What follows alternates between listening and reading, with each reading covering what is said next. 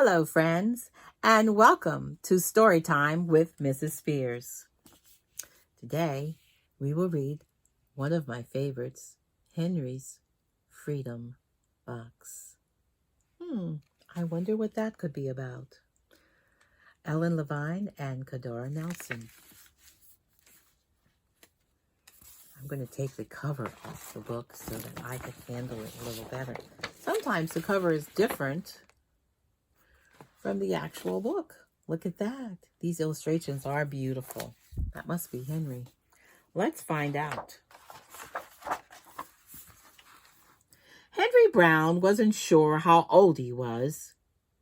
He was a slave, and slaves aren't allowed to know their birthdays. Henry and his brothers and sisters worked in a big house where the master lived. Henry's master had been good to Henry and his family, but Henry's mother knew things could change. Do you see those leaves blowing in the wind? They are torn from the leaves from the trees like slave children are torn from their families.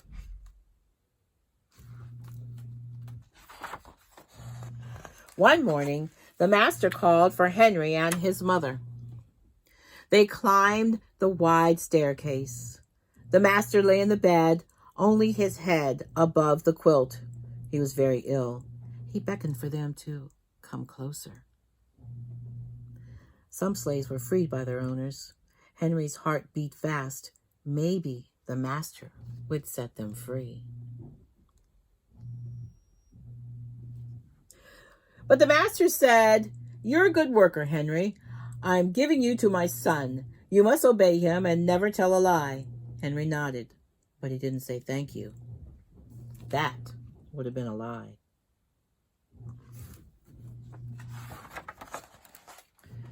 Later that day, Henry watched a bird soar high above the trees. Free bird, happy bird, Henry thought.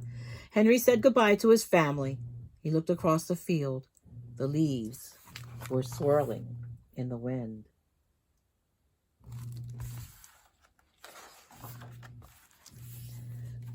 Henry worked in his new master's factory. He was good at his job. "Do not tear that tobacco leaf," the boss yelled at the new boy. He poked the boy with a stick. If you make a mistake, the boss would beat you.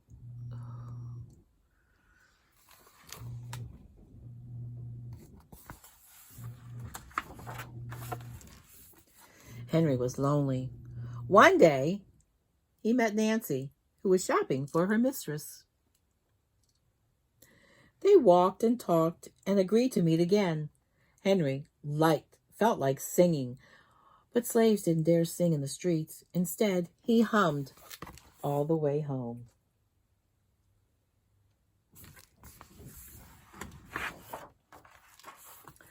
Months later, Henry asked Nancy to be his wife. When both their masters agreed, Henry and Nancy were married.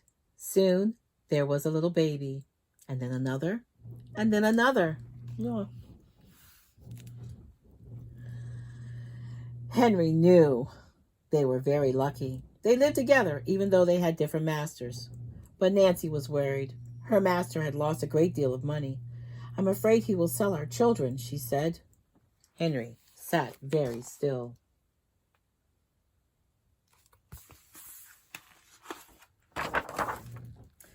Henry worked hard all morning. He tried to forget what Nancy had said.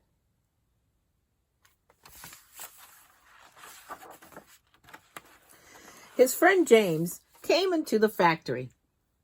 He whispered to Henry, "Your wife and children were just sold at the slave market."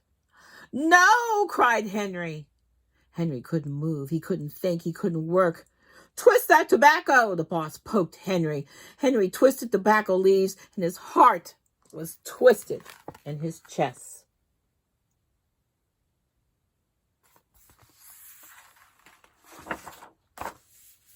At lunchtime, Henry rushed to the center of the town. A large group of slaves were tied together. The owner shouted at them. Henry looked for his family. "Father! Father!" Henry watched his children disappear down the road. Where was Nancy? He saw her the same moment she saw him.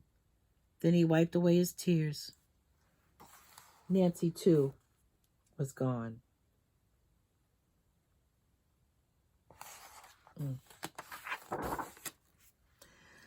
Henry no longer sang.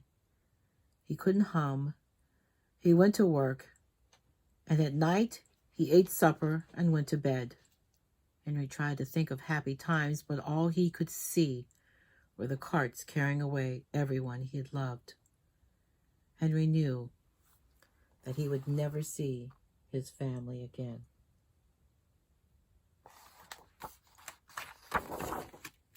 Many weeks had passed, and one morning Henry heard singing. A little bird flew out of the tree into the open sky. And Henry thought about being free. But how? As he lifted a crate, he knew the answer. He asked James and Dr. Smith to help him. Dr. Smith was a white man who thought slavery was wrong. They met early the next day in an empty warehouse. Henry arrived with a box. "I will mail myself to a place where there are no slaves," he said. James stared at the box and then at Henry.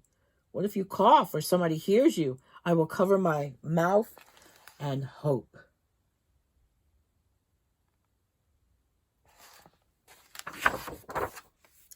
Dr. Smith wrote on the box, "To Henry H. Johnson, Arch Street, Philadelphia, Pennsylvania." Henry would be delivered to friends in Philadelphia. Then he printed on the crate in large letters, "This side up, with care."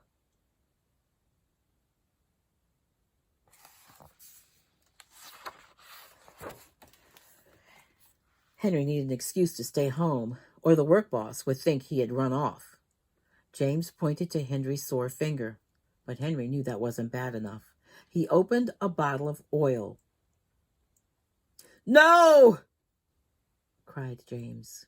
Henry poured it on his hand, and it burned his skin to the bone. Now the boss would have to let him stay home. Dr. Smith bandaged Henry's hand. They arranged to meet the next morning at 4 o'clock.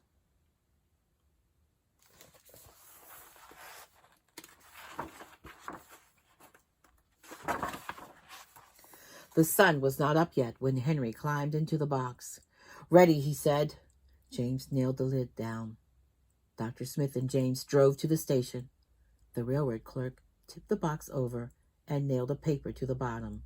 Dr. Smith begged the clerks to be very careful, but they didn't listen. They threw the box into the baggage car.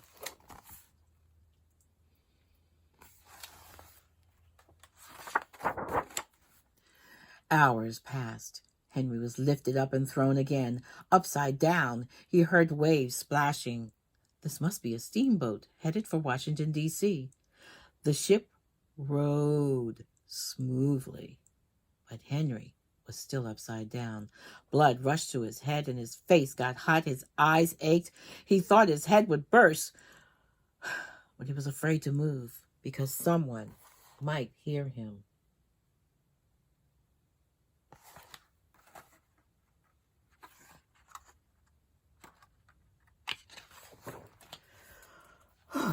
"I'm tired of standing," someone said. "Why don't we move that box and sit on it?" said another. Henry held his breath. Could they be talking about his box? Henry was pushed. The box scraped the deck, and now he was right side up. Oh. Now on his left, and suddenly he was right side up.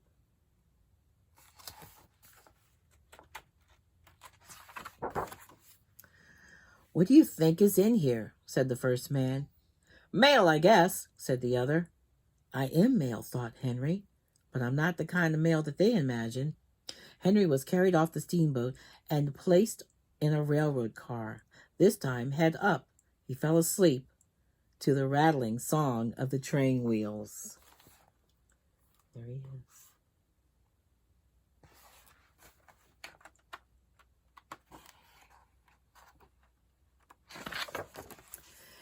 he awoke to a loud knocking. "Henry, are you all right in there?" "All right," he answered. The cover was pried open. Henry stretched and stood up, and 4 men smiled at him. "Welcome to Philadelphia."